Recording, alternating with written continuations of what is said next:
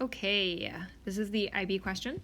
We got some point, and it's moving in a straight line because we don't know Calc 3 yet, with velocity v is m over s. If you say m, if you ever see this like m s to the -1, that s is being raised to the -1, hence the denominator. And here's our function. V of t is e to the -t minus 8t squared e negative 2t, where t is greater than 0. First job is to determine the first time that p has 0 velocity, and so what we're looking at right there is quite literally that point right there. I want to figure out where that thing is. So one way you can do that is just set the whole thing equal to 0. But if you're solving this, it's going to be kind of a disaster. So this is when I would definitely make use of the trace functions or things like that in your calculator, and you can find that the answer is when x is about t is about 0.441. Cool. Okay, part B says find an expression for acceleration. So we just need to get the derivative of that thing. So I'm going to copy that thing, and then we're going to move it down here, and we're going to get the derivative. Okay, first part is just, because we have two parts here. We've got this part, and we've got this part separated by that subtraction. So this one is going to be a fairly straightforward chain problem where you write y equals e to the u. Wow, that's not... Can y'all tell that I'm trying to rush so I can get this done? I'm so sorry. Y equals e to the u. U is equal to -t. Y prime would be e to the u. U prime would be -1. And then we're just going to multiply this and this. And so you're going to get that the derivative is going to be e to the -t times -1. If you want to have like the whole -1, you can, or you could just write a -e to the t. Okie dokie. Then over here, this time we're going to need both the product, because there's a product happening here, and the chain rule. So let's deal with this first bit, and then we'll deal with the second. Call this u, we'll call this v. U is -8t squared.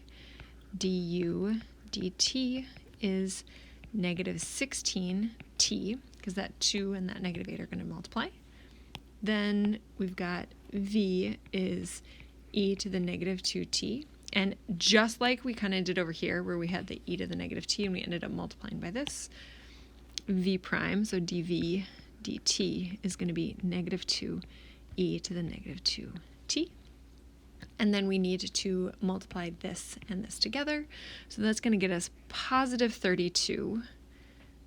Oh, gracious. Goodness, no. Shame on me. I'm sorry. Again, I'm going too fast. I'm going to do better. It's going to be okay. We need a product rule. So the product rule says y prime is u times v prime plus v times u prime. So u times v prime, we're going to get -8t squared times -2 e to the -2t plus e to the -2t times -16t. There we go. Sorry, guys. I'm pulling it together. It's going to be okay. So we're going to get here 16t squared e to the -2t. And then over here, we're going to minus 16t e to the -2t. Okie doke.